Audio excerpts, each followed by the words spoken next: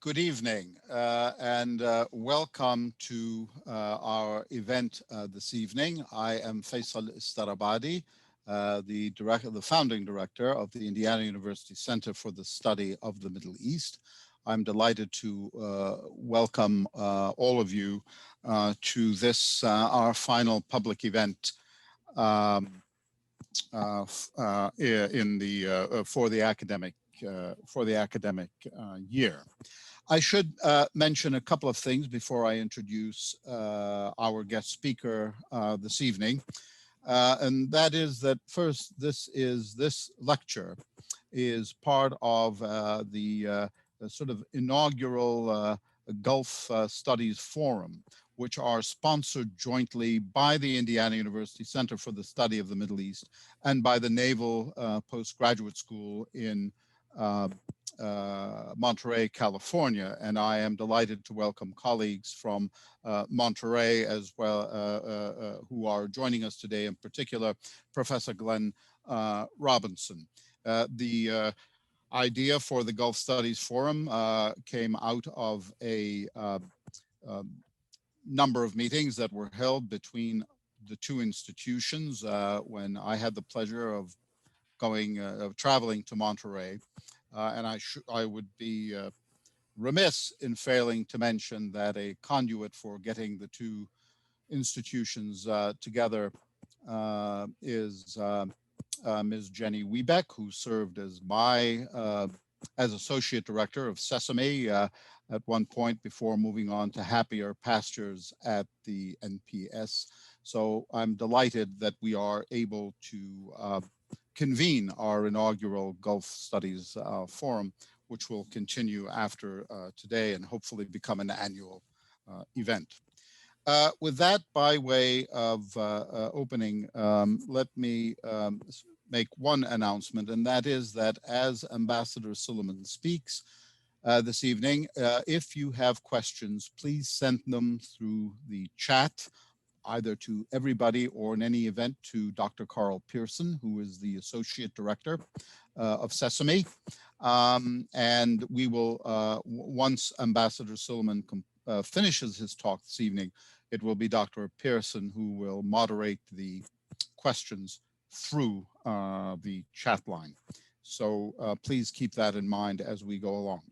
It is now my great pleasure to introduce Ambassador Douglas Silliman, who is currently president of the Arab Gulf States Institute in Washington, in which capacity I have the pleasure and honor of calling him boss, as I am a non-resident fellow of that august think tank in Washington and Policy Institute. He previously served as U.S. ambassador to Iraq from 2016 to 19, and before that as U.S. ambassador to Kuwait from 2014 to 16. He also served before that as senior advisor to the Bureau of Near Eastern Affairs in the U.S. Department of State, working on Iraq issues, as well as the U.S. Africa Leaders Summit. He was deputy chief of mission at the U.S. Embassy in Iraq earlier in his career, minister counselor for political affairs in Baghdad before that, and deputy chief of mission in Ankara from 2008 to 2011. Ambassador Silliman is a career diplomat who joined the State Department in 1984. Mr. Silliman has served as director and deputy director of the Department of State's Office of Southern European Affairs, as political counselor at the U.S. Embassy in Jordan, and as the regional officer for the Middle East in the Office of the Coordinator for Counterterrorism. He's also worked as a political officer in Islamabad, Pakistan, in the Office of Soviet Union Affairs, as a desk officer for Lebanon, and as staff assistant to the Assistant Secretary for Near Eastern and South Asian Affairs. Mr. Silliman began his career as a visa officer in Port-au-Prince and as a political officer in Tunis. He has received the Presidential Distinguished Service Award in 2018 from President Trump.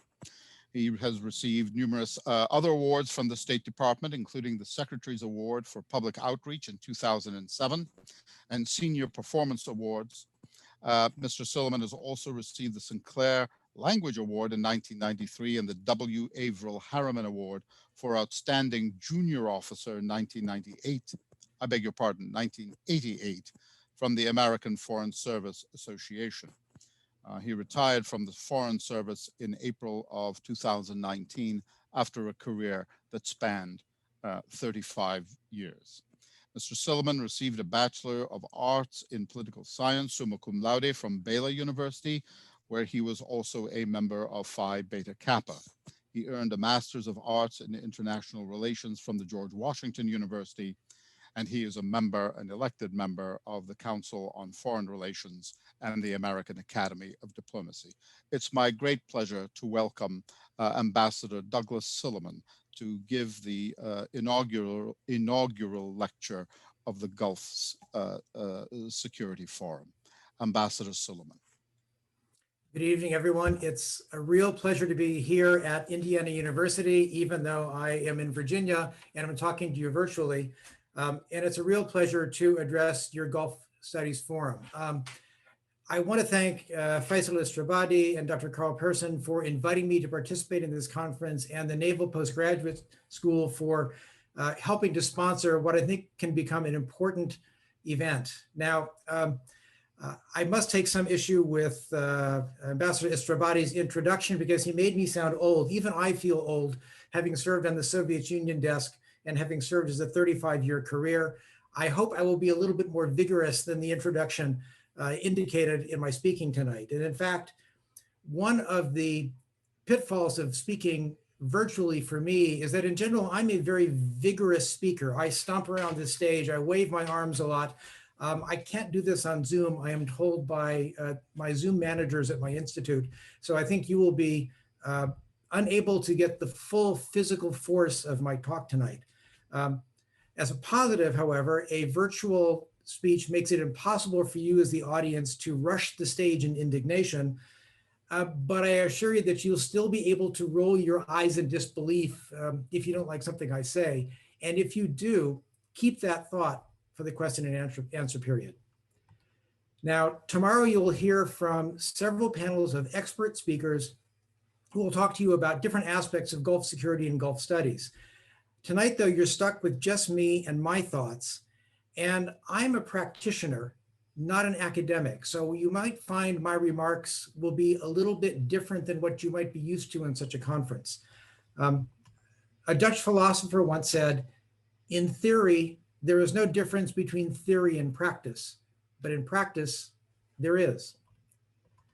So my focus tonight then will be to look at the practical decisions the Biden administration is going to have to make in the Middle East, and particularly in the Gulf. And in order to do that, I want to talk first about several global and regional trends that will shape the Gulf and President Biden's policy toward the Gulf, and then walk you through several specific policy dilemmas that the Biden administration is already facing or will have to wrestle with in the future. So let me first start by describing 5 themes that I think will drive the Middle East and US policy in 2021 and beyond. First is the rise of multipolarity around the world and a return of great power competition.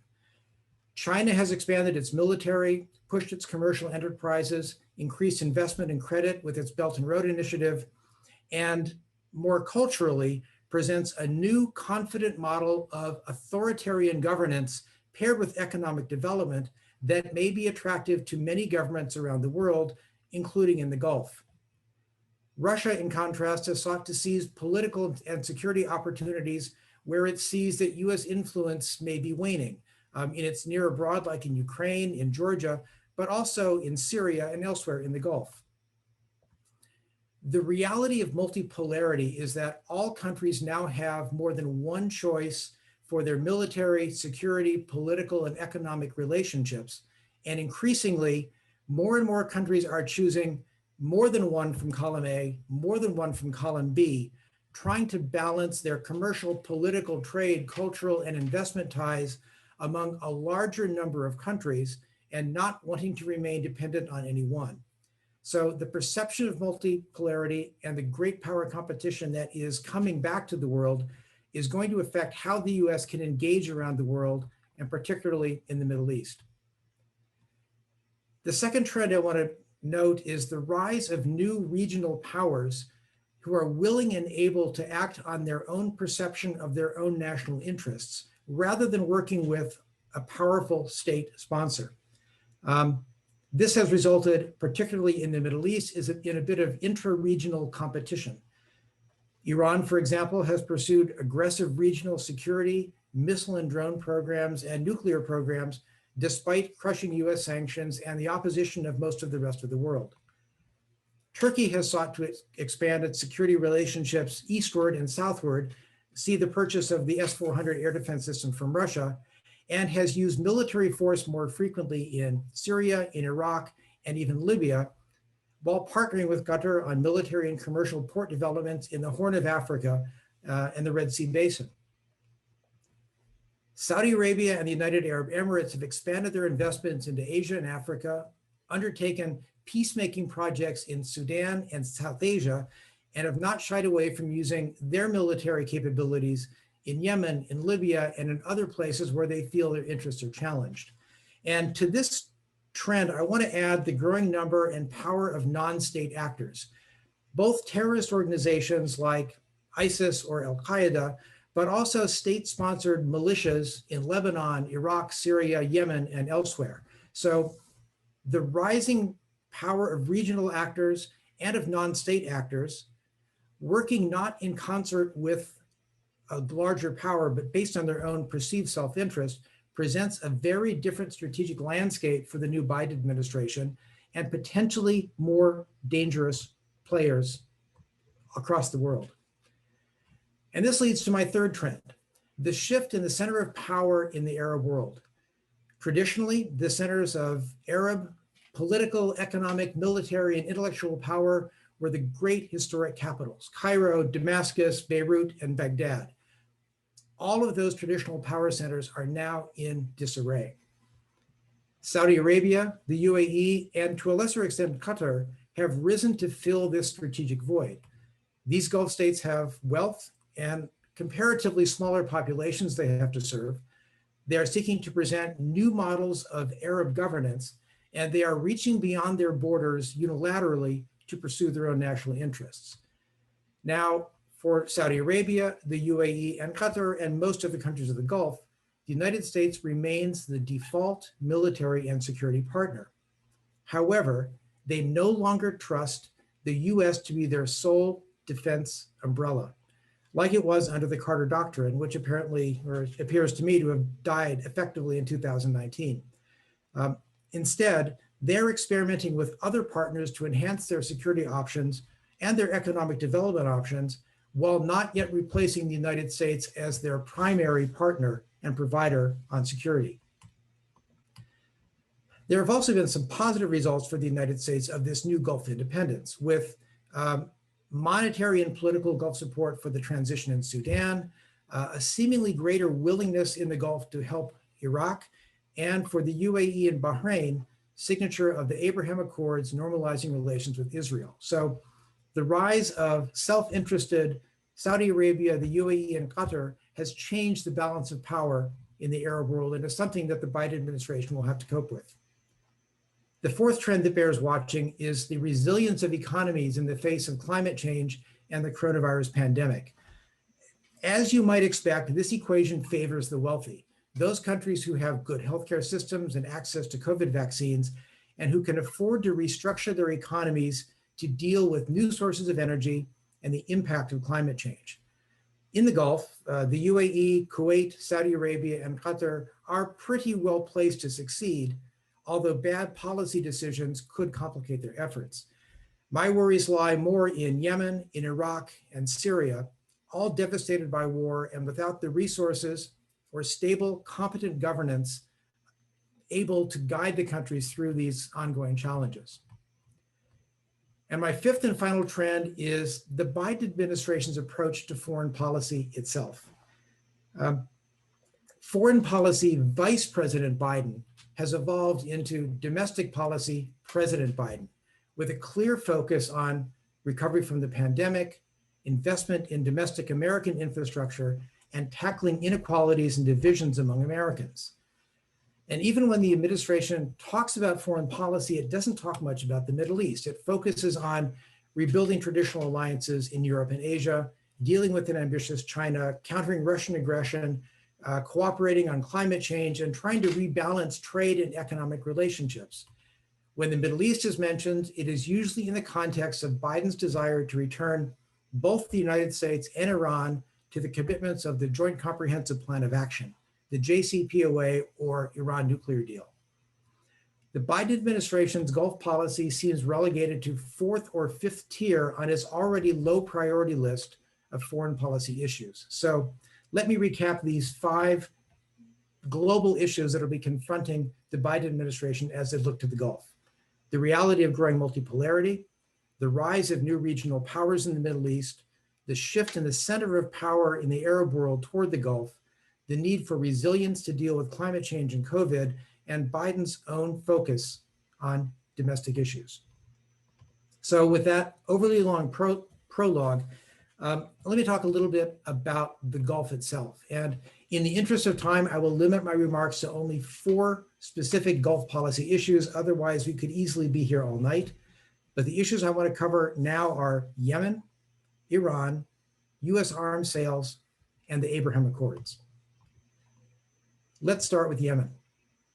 There are essentially 2 general narratives about the tragedy of civil war, external event intervention, and potential solutions in Yemen.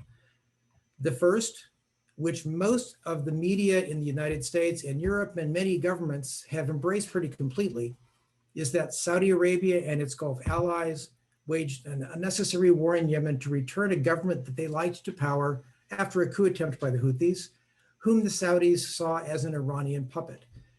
The war was to have been short and painless for everybody except the Houthis and Iran, but in reality, it has produced civilian casualties, masses of internally displaced Yemenis, and general misery for the country, especially under the yoke of the coronavirus pandemic.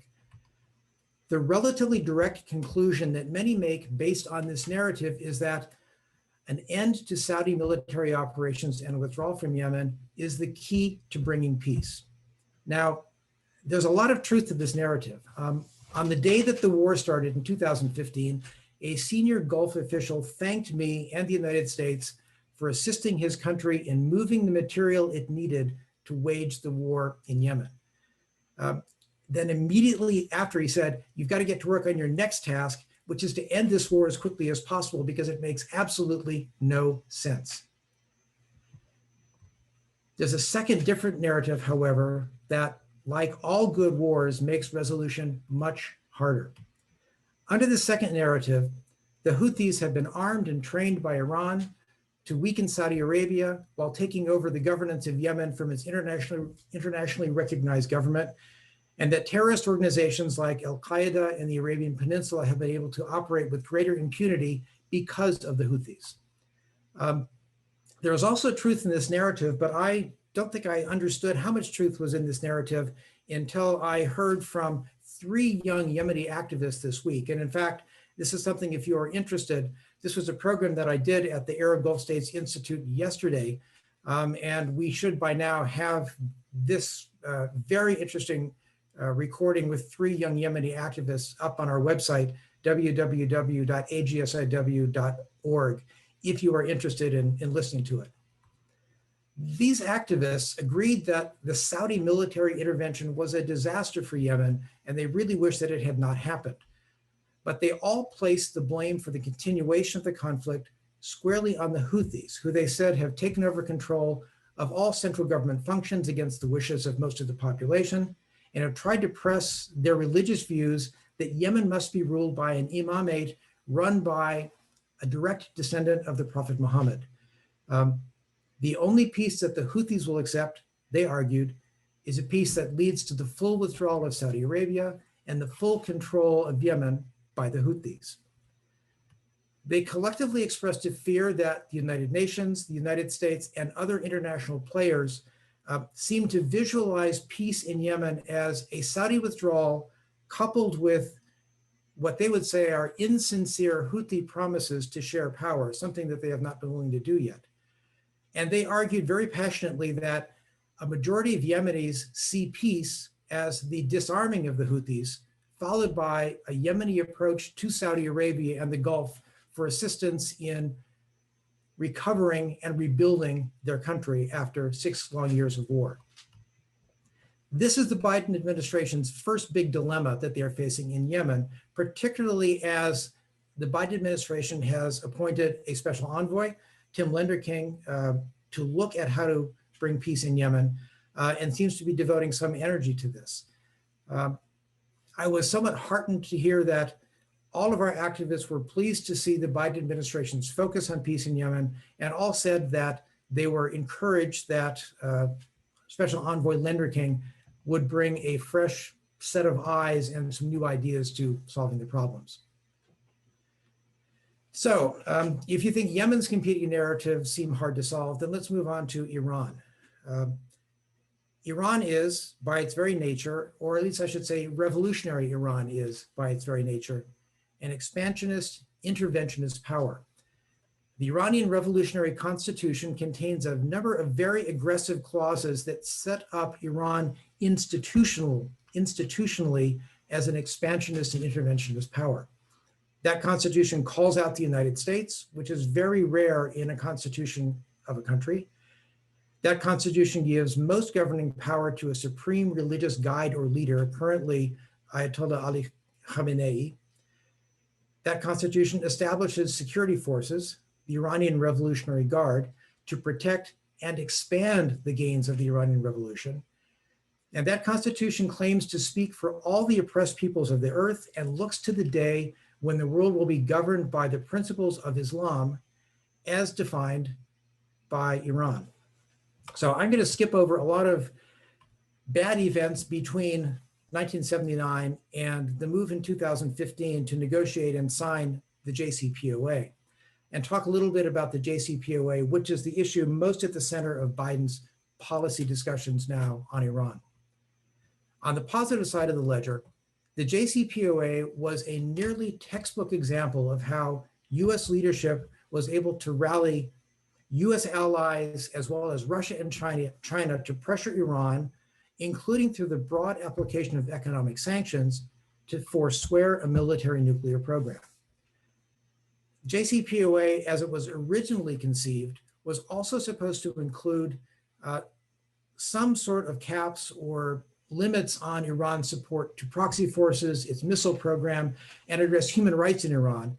But such a deal simply proved too hard.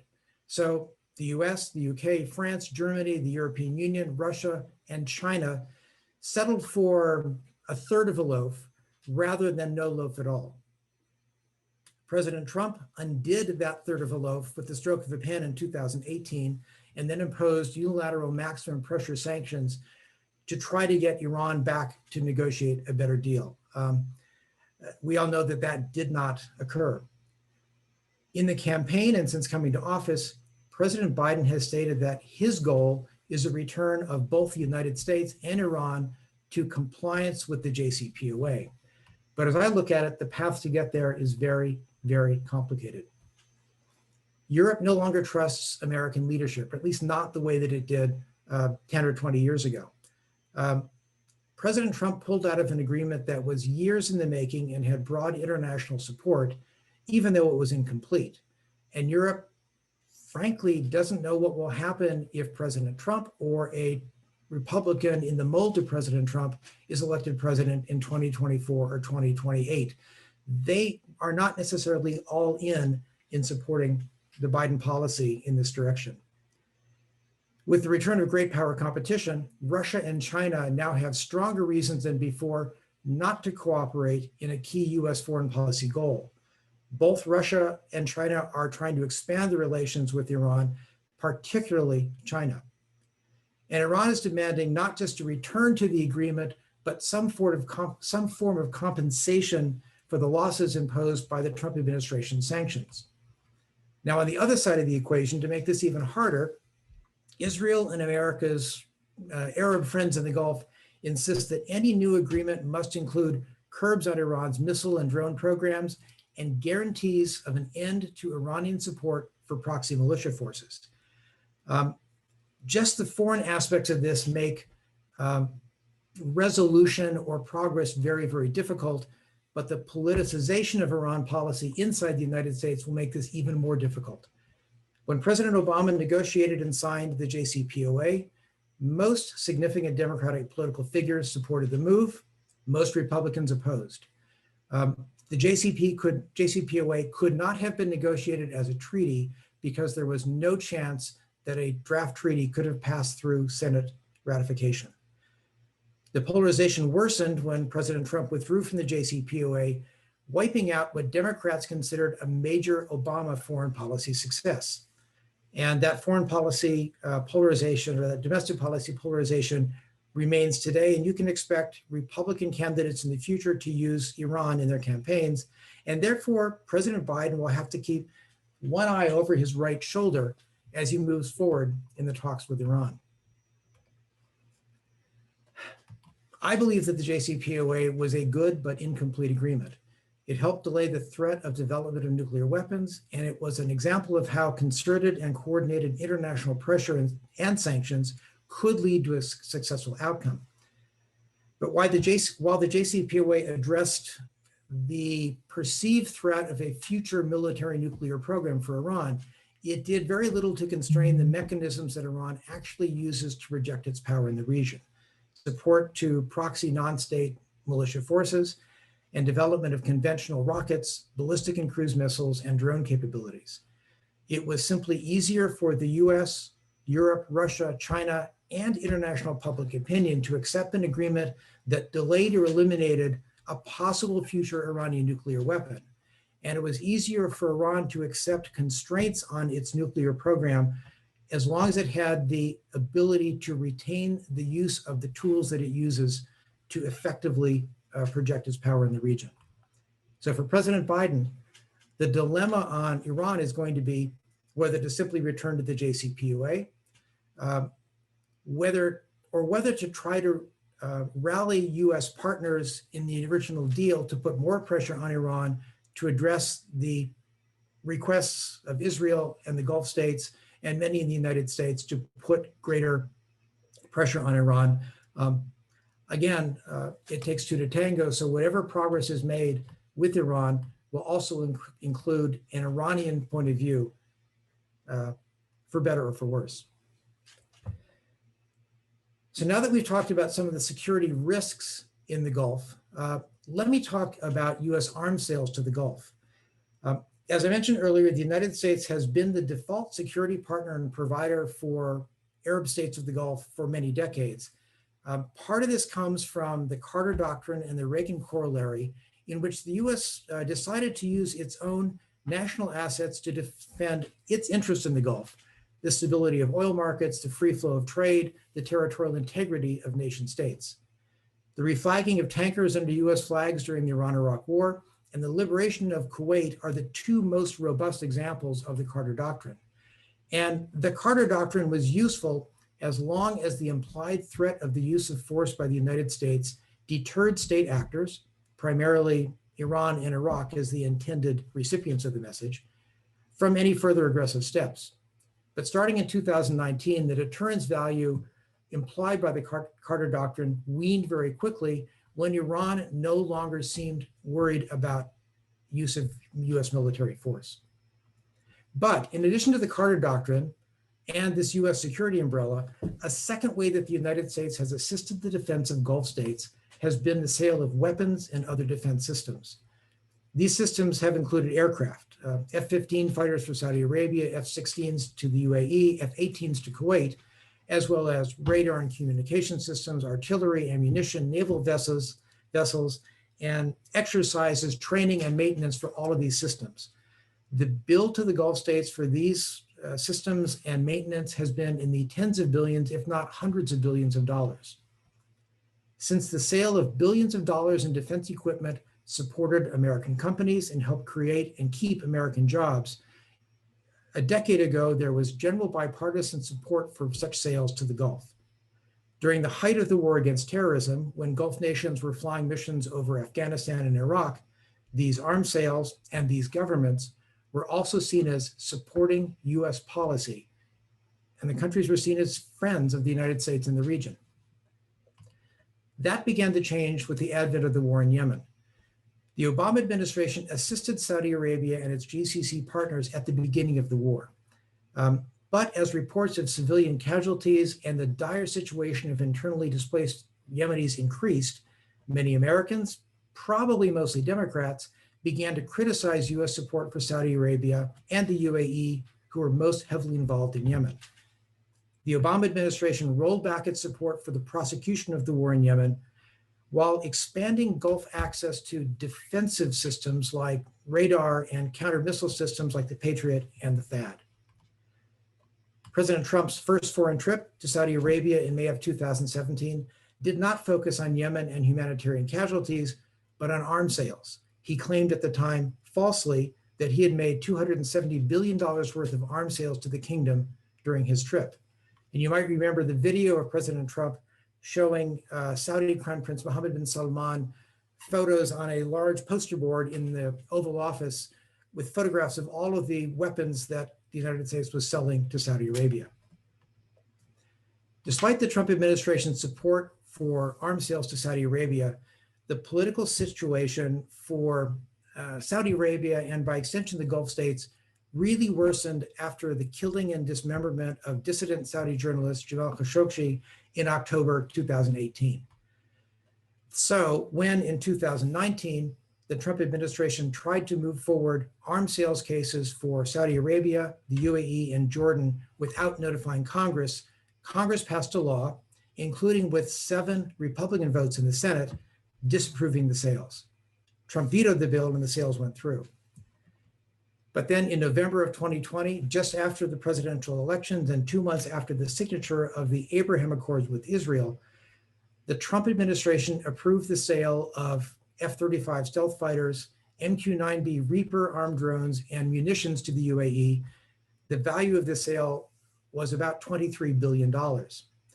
Then at the end of December, less than a month before Biden's inauguration, the Trump team approved the sale of nearly $300 million in precision-guided munitions, smart bombs, to Saudi Arabia. As an indicator of how the stock of Gulf Arab governments has fallen in the US, a US news story from December 30th of last year refers to these late-term Trump offers to sell arms to Saudi Arabia, the UAE, Kuwait, and Egypt as a flurry of arms deals with Middle Eastern dictatorships. No longer does mainstream media and most politicians refer to these states as friends helping in Afghanistan and Iraq, allies in the war against ISIS, or partners in deterring Iranian aggression. Partially due to this shift in public opinion and pressure from the progressive wing of the Democratic Party, Biden put both of these deals to Saudi Arabia and to the UAE on hold in his first week in office. But just 2 weeks ago, he released the hold on the UAE deal, but the hold on the Saudi deal remains.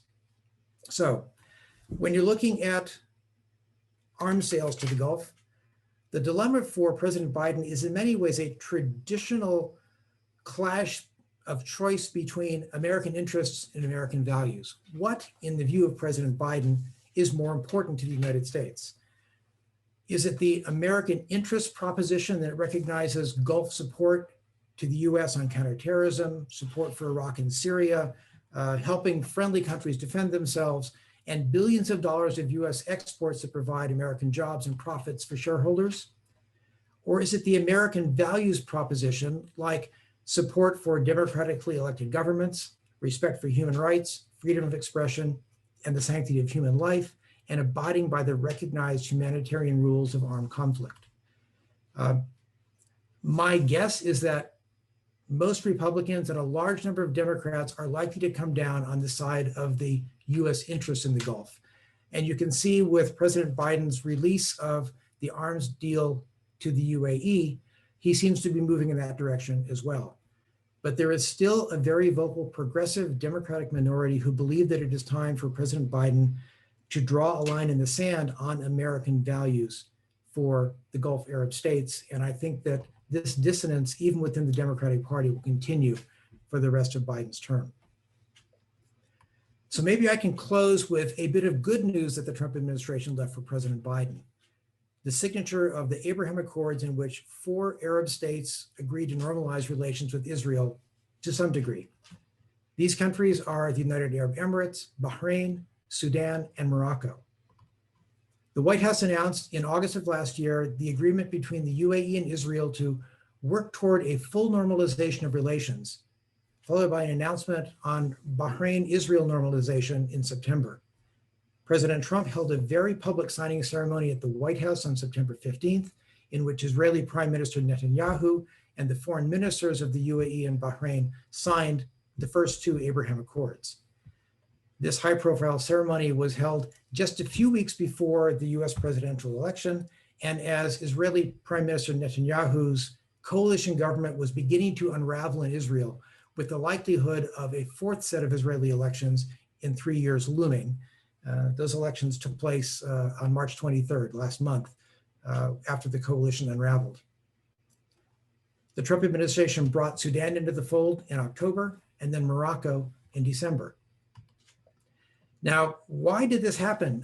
How was all this able to be done so quickly? And the spark for the Abraham Accords may have been a Hebrew language editorial in the Israeli press written by the UAE's ambassador to the United States, responding to reports that Israel was preparing to formally annex parts of the West Bank.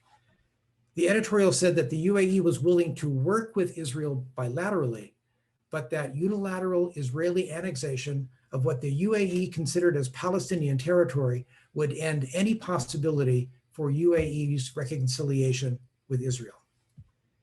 In the White House, they saw the makings of the deal: normalization with the UAE in exchange for an Israeli promise to suspend or end its annexation of Palestinian territories. Both President Trump and Prime Minister Netanyahu needed political boosts, so they were inclined to move quickly to get these deals done. And the Trump team did a pretty good job and scored legitimate foreign policy victories by brokering the deal with the UAE, then with Bahrain, Sudan, and Morocco. But these deals are not without problems. Many, particularly Arabs, see the Accords as a repudiation of the 2002 Arab Peace Initiative, in which the late Saudi King Abdullah pledged Arab recognition of Israel when Israel and Palestinians had resolved their disputes.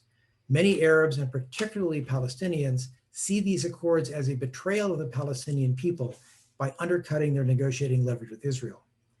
And in addition, the 4 Abraham Accords are 4 very different documents, both in their substance and in the circumstances of their negotiation. The agreement between Israel and the UAE was the easiest and came into being with the most energy and the most momentum. Israel and the UAE have fairly complementary national identities and economies and have been cooperating commercially and in security matters under the table for a number of years.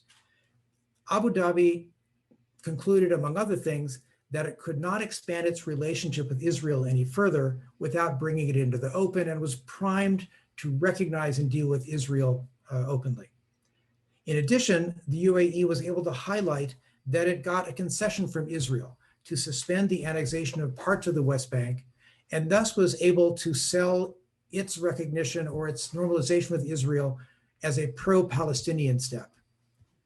But it also turns out, as we have learned since, that the Trump administration sweetened the deal for the Emiratis by promising $23 billion sale of F-35s, Reaper drones, and munitions to the UAE. The deal with Bahrain, in contrast, faces a lot more domestic political opposition in Bahrain. And though the Bahrainis have taken a number of concrete steps to move a little closer to Israel, they've taken them very quietly because they want to avoid riling too much domestic political opposition. The third case of Sudan is a particularly interesting case. Sudan is in a difficult process of transition from the former Islamist government of Omar Bashir to a secular, civilian-led government. Interim Prime Minister Abdullah Hamdok initially told the Trump administration that he did not have the authority as the transitional prime minister to establish relations with Israel. Washington told Hamdok, however, that Sudan would not be removed from the list of state sponsors of terrorism, a prerequisite for receiving US assistance, unless it signed with Israel and paid large US court verdicts to American victims of terrorism. And finally, Morocco probably got the best deal of all. Its agreement with Israel came kind of late, and it agreed only to reopen old representative offices in each of its countries, but didn't explicitly agree to establish full diplomatic relations and exchange ambassadors. It's also interesting to note that the White House, concurrent with the signature of the Israel-Morocco agreement, recognized Moroccan sovereignty over the Western Sahara, a step that many, including former Republican Secretary of State James Baker, opposed as a recognition of the acquisition of territory by force.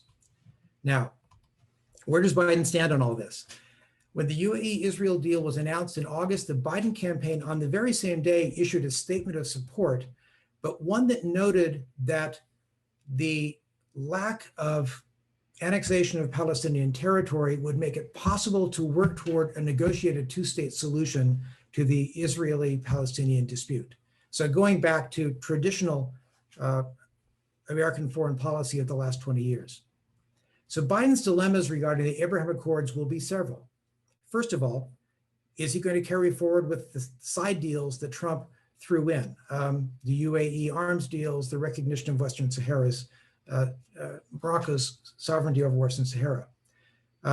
Will he choose to press other Arab states to also normalize with Israel, as the Trump administration did, and to try to find ways to sweeten those deals?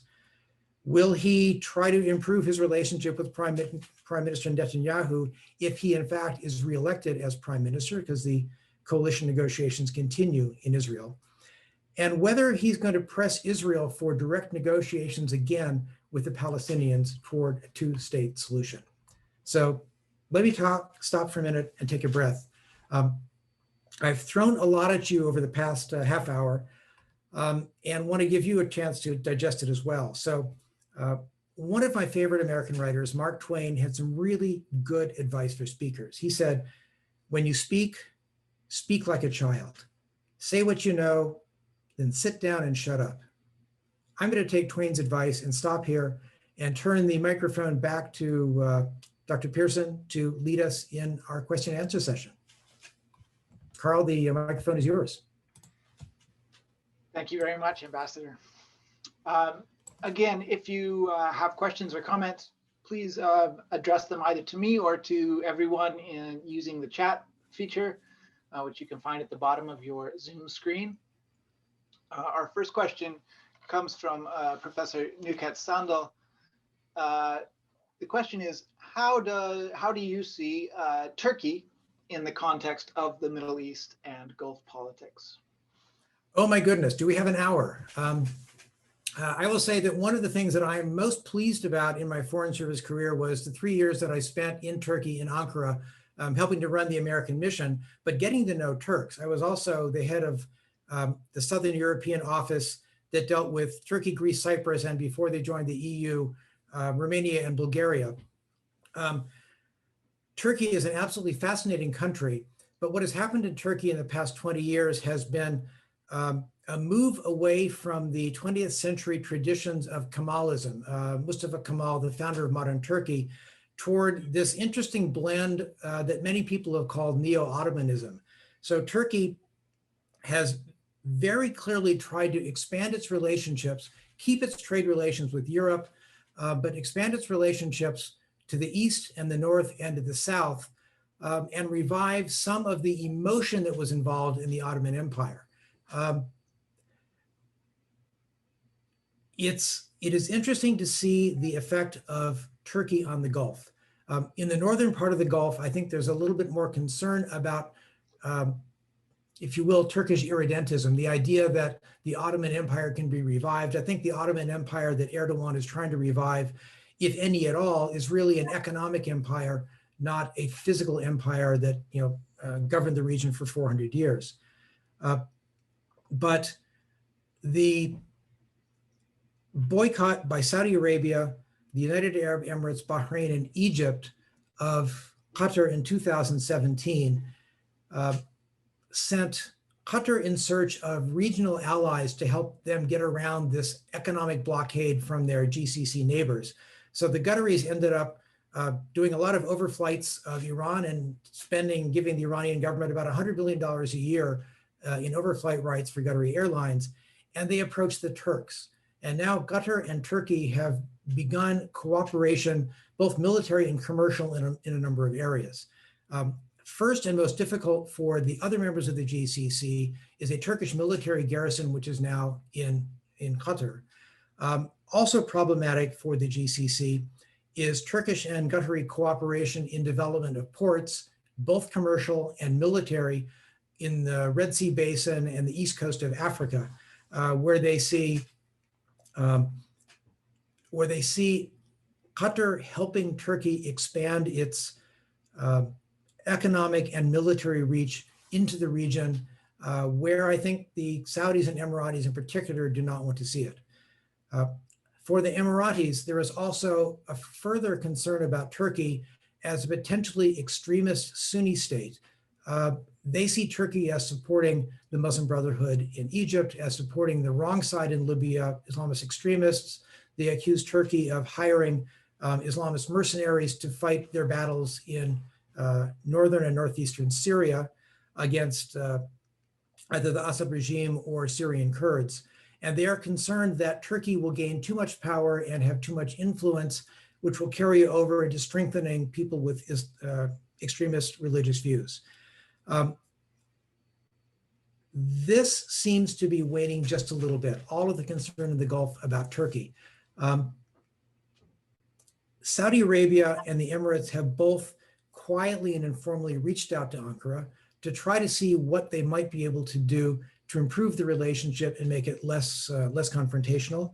I think for the Gulf, it is a matter of not trying to take on too many potential regional adversaries at the same time. And right now, I think they are squarely focused on the threats from Iran, more so than they are worried about the potential threats from Turkey. So the answer is, a year ago, I was more concerned about Turkey's engagement with Gulf states. I was more concerned about the Turkey-Qatari alliance causing greater rifts or conflicts in the region. The GCC summit in Riyadh this January that essentially brought Qatar back into the fold of the GCC and lifted the blockade makes it less necessary that Qatar has to continue deep cooperation with Turkey just to survive. It has also made it easier for Saudi Arabia, which also has a significant leadership role that what it wants to play in the region, to make amends with Turkey. Maybe on the biggest regional scale, in some ways you see developing a triangle of powerful regional states, each vying against each other and the great powers for influence in the region, and that is Iran, Turkey, and Saudi Arabia. So I think that you will continue to see tension, scratchiness in the relationships between Ankara and the Gulf. But I also suspect that they will want to temper the difficulties in the relationship over time, because their real focus is going to be on the threat of missiles and the threat of proxy forces supported by Iran that are right on the border in Yemen or in Bahrain. Thank you. Our next question comes from Professor Robinson at NPS. The Iranian Foreign Minister Zarif's leaked interview has many interesting nuggets, to say the least, including saying Russia tried to sabotage the JCPOA late in the game. Any reactions to this claim or to the broader interview? What I will say is that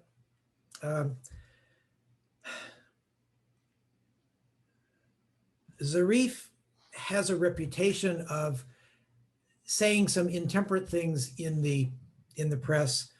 He is known in some circles literally as a crybaby. He's the one who, when something doesn't go Iran's way or his way, he will go to the press and blame somebody else for it.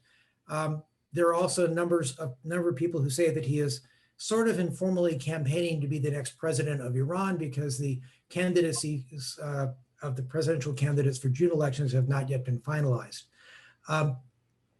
I think what he says substantively is probably correct. Something that is true about the Iranian regime is that its National Security Council coordinates every aspect of Iranian foreign policy and most of its domestic security policy. It involves the army, the IRGC, the foreign ministry, key economic ministries, and the office of the supreme leader. So the major decisions of the Iranian regime are collective decisions. They're not made by Khamenei himself, but by this National Security Council. And then Khamenei either blesses or sends decisions back to the National Security Council to be re-examined. What has happened, particularly since the US withdrawal from the JCPOA, is that a number of hardliners have pressed much, much harder on the so-called moderates or pragmatists. And the National Security Council seems to be shifting a little bit farther to the right. The promises that President Rouhani and Foreign Minister Zarif made that the economic situation of Iran would improve after the JCPOA was signed did not come to pass. In fact, with the maximum pressure sanctions of the Trump administration, the economy actually shrank considerably in the first couple of years. What I'm worried about, not so much as Zarif's health, and we'll be able to see this very soon, is that someone who comes out of the ranks of the Iranian Revolutionary Guard Corps may in fact win the presidential elections this summer. If that is the case, we'll have to see how many pragmatic voices are left on the National Security Council of Iran, and whether or not there will be opportunities again in the future for negotiating a nuclear deal, for negotiating some sort of cap on Iran's missile programs, and to try to convince Iran that it is not in its best interest to continue to push and fund and support militias in neighboring countries. So again, I think the Zarif interview is interesting in its timing, but it's not the first time it's happened. And he has said things that are probably worse than that in previous interviews. Iranian politicians are kind of used to him doing things like that. Thank you. The next question comes from Anna Gaston. It is it in Biden's interest to support a Kurdish referendum? Or I, Carl, would add Kurdish interests. What impacts would come from such a move from the United States in terms of bettering or worsening the condition of the Kurds in Turkey, Iraq, or Iran? Or would further turmoil in the region result in another highly displaced population and unrecognized territories?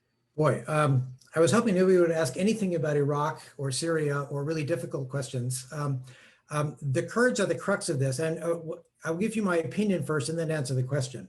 I mean, as the sort of largest ethnic group that's mostly contiguous, that doesn't have a state of its own in the world, there's a lot of emotional sympathy that I have and many others have for what, if you call it, the plight of the Kurds, the fact that the Kurds cannot get together and govern themselves.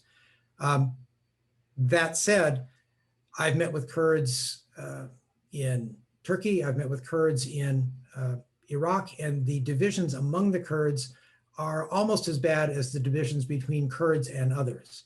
And if you look at the question about whether or not a Kurdish state should be constituted, that's more a moral judgment. The real practical judgment is it possible to constitute a viable Kurdish state? Both because of the divisions among Kurdish factions, the different linguistic differences, and the fact that any independent Kurdistan would almost certainly be a landlocked country surrounded by mortal enemies, Turkey, Syria, Iraq, and Iran, all of which who have at different times tried to put down Kurdish rebellions in their ranks. So I would be I can say with some certainty that the Biden administration has not even thought about this yet. The Biden administration's policies are focused almost entirely up to this point on domestic issues, as I said in my remarks. There is not even an Assistant Secretary of State for Near Eastern Affairs that has been confirmed yet. Most of the Assistant Secretary, the senior substantive leadership of the State Department, has only just been nominated and is probably a month or two away from taking up their desks. So I think this is one of those times where this question is not even going to get serious consideration in the Biden administration until most of the rest of Biden's domestic and its foreign policy priority agendas are addressed. And I doubt that there will be a lot of attention paid to this issue by Secretary of State Tony Blinken or the president himself, even though both of them know the issue very well. During the Obama administration, President Biden, then vice president, was Mr. Iraq. I interacted with him pretty frequently in my positions there. So he knows the at least the Iraqi Kurdish leadership, and he understands the dynamics among Kurds and among the countries in which they live in the region. So is it to Biden's advantage? I simply don't know at this point, because I cannot judge the political wind in the United States at some point in the future. I can tell you that in 2017, when the Kurdistan region of Iraq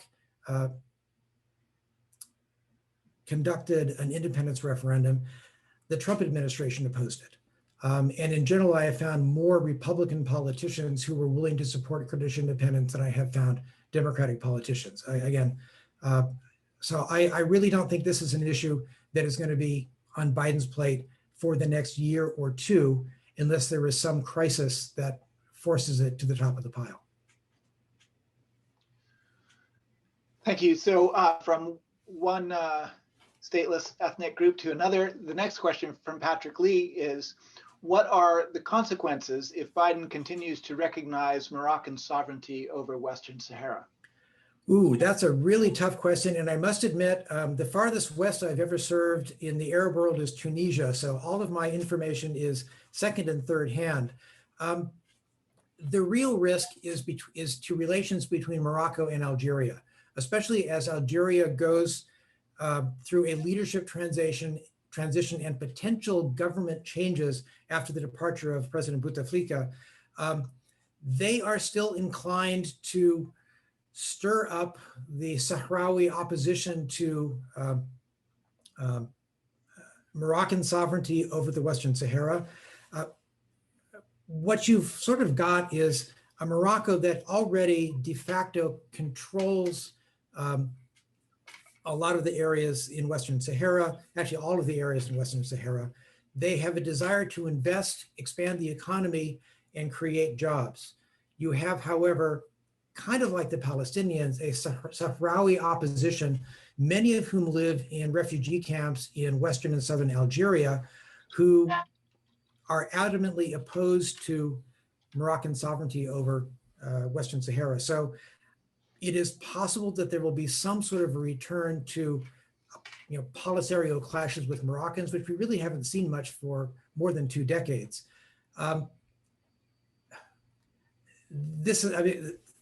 The real question here is not necessarily what are the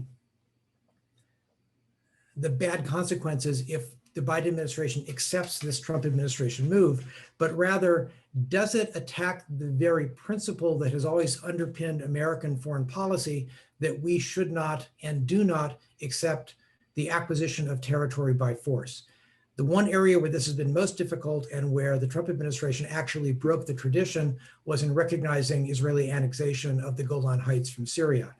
But in general, in most other places in the world, successive Republican and Democratic governments do not want to see the resolution of an armed conflict by giving the spoils of victory to the victor. And that's one of the reasons I think that James Baker, who was one of those who worked directly and personally on reducing the violence in Western Sahara between Morocco and the Polisario and reducing Algerian support for the Polisario when he was Secretary of State, was sort of stung by this Trump administration recognition of Moroccan sovereignty and why he came out publicly in opposition. Our next question comes from Sayed Amir Askari. How do you read the Saudi-Iran talks that have been going on in the background recently in Iraq? That's a very, very good question. And I would say I read the Saudi-Iran talks really starting much more quietly in other fora starting in October of 2019, after the Iranian strike on Abqaiq petroleum processing facility and Khurais oil field in eastern Saudi Arabia. This was the time that I think that the Saudis had wanted the United States to exercise the Carter Doctrine and to do something kinetic, physically military against Iran to extract a cost for what Iran's essentially pinprick warning that we can get to your oil assets, so don't mess with us. Starting shortly after that, the Saudis quietly began sending messages to the Iranians. The Emiratis were doing the same thing because they both realized the vulnerability of the Gulf monarchies to short-range ballistic missiles, cruise missiles, and drone attacks from Iran. This is why I said Iran is probably fine with giving up the need or the right to develop a nuclear weapon in a renewed JCPOA because it doesn't really need a nuclear weapon to project its power strategically. It can do so through proxy forces as it has in Iraq, Syria, Lebanon, Yemen, to some extent in Bahrain, in Afghanistan, and elsewhere. And it can use its own military technology to hit the Gulf where it hurts. It hurts to hit them in the oil, but where it would really hurt would be to hit the desalination plants in the UAE and Saudi Arabia. It's one thing not to be able to get oil income for some time before things are repaired. It's another thing for your population not to have water to drink unless it is imported. So I think that the Saudis and the Emiratis realized that there was a need for some quiet dialogue with Iran. I will also note that when I was in Kuwait, the Kuwaitis were passing messages back and forth between the Saudis and other GCC members and the Iranians for the entire time that I was there. So the Iraqi mediation is a new thing. It's a public aspect of this current round of potential rapprochement, or at least exploratory talks between Saudi Arabia and Iran. But these talks are not really new. The question is going to be, will they resolve any of the major underlying issues? Or can they simply just reduce the tensions and make it less likely that there will be another Iranian attack on Saudi oil facilities or other civilian infrastructure? Thank you very much, Ambassador Silliman. Before we let you go, let me turn the floor over once again to the director of Sesame, Faisal Istrabadi. Well, thank you very much. That was a real tour de force, as well as a tour of the region, if I may put it in those terms. I do have one question myself, and if I may, and then we'll bring the proceedings to a close. And one thing you haven't mentioned is the sort of the role of the Saudi Crown Prince. You talked about Turkey and Qatar. Arguably, the Saudi UAE-led boycott of Qatar forced Qatar's hands in closer cooperation with Turkey. You talked about the Houthis and the Iranians. Arguably, the war in Yemen forced the Houthis closer to Iran than they had been before that. Ambassador Barbara Bodine spoke to our center earlier this academic year, and she at least very much holds the view that that the Saudi-led campaign against the Houthis drove the Houthis much closer to Iran than they had been prior to that. I'm also, of course, in the background, we know about the Khashoggi murder and the fact that Saudi Arabia got a pass on that from the Trump administration. Don't know whether bygones will be bygones with the Biden administration, or whether that informs, at least in the background, the relations. But I mean, it seems to me that a great deal of instability in the region comes from a fairly unpredictable figure in Saudi Arabia. And how do you see the Biden administration trying to deal with that? Yeah, Faisal, that's a very good set of questions, and I'll try and kind of break them apart a little bit. First of all, Saudi Arabia is different from all the other Arab states of the Gulf. It is larger. It has sort of a real native population. It is not like Qatar, 93% expatriate, or like Abu Dhabi and Dubai, 85% expatriate. There's a significant majority of Saudis. And it's a population of more than 24 million people. So while the UAE has got a lot of resources, they also have a relatively small, much smaller population on which to spend those resources. Saudi Arabia has huge resources, but a much larger population. And the social contract of a rentier state, particularly in the Gulf, is that the government asks for the loyalty and fealty of the citizens in exchange for benefits, jobs, electricity, housing, the kinds of things that make your life better. There is no question in my mind that Mohammed bin Salman, as crown prince and presumably as future king of Saudi Arabia, is squarely focused, if you will, like Joe Biden, on his domestic agenda. And if you look at the interview that he gave, was it yesterday or the day before yesterday, almost everything that he said had a connection back to internal Saudi issues: unemployment, the employment of women, the value-added tax that was put in place, how long it might last, what he was going to do to bring in foreign investment, that he was going to make foreign investors pay their fair share of the new taxes that might have to come into place so that Saudis would have to pay fewer taxes.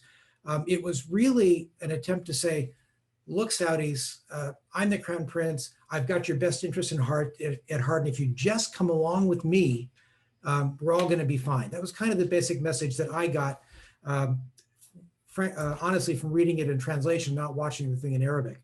I will also say that my last trip to Saudi Arabia was at the very end of February of last year, before everything shut down for the coronavirus. And I felt, particularly among young Saudis, an energy and enthusiasm for the future that I frankly have never felt in Saudi Arabia before. I went to the new Saudi Ministry of Culture, which has never been, it was established in 2018, and it's in a beautiful oasis to the west of Saudi Arabia.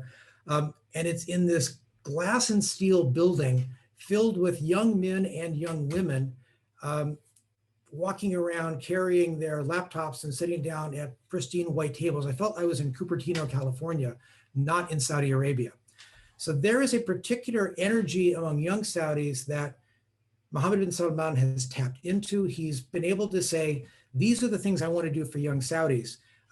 Chief among them is, to a large extent, liberating women from many of the restrictions, the traditional restrictions of previous Saudi rulers and governments. That's all kind of on the positive side of the ledger.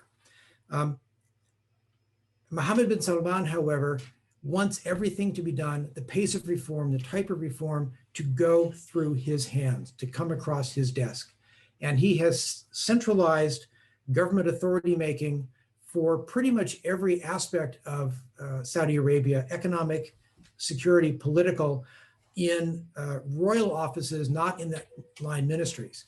And what you also saw in the interview the other day was someone who is convinced that he has to continue to take charge and hold on to charge of all these files. He has noticed the criticism in the West, particularly in the Western press, and he has noticed and taken some steps since the election of Joe Biden as president to try to address some of the worst concerns about human rights, freedom of expression that are being brought up in the West. And one that comes to mind is the release from custody of Loujain al-Khatloul, who was one of the women who was in prison for a long time for speaking out against Saudi government policies. She's still restricted to home, but she is no longer in Saudi custody.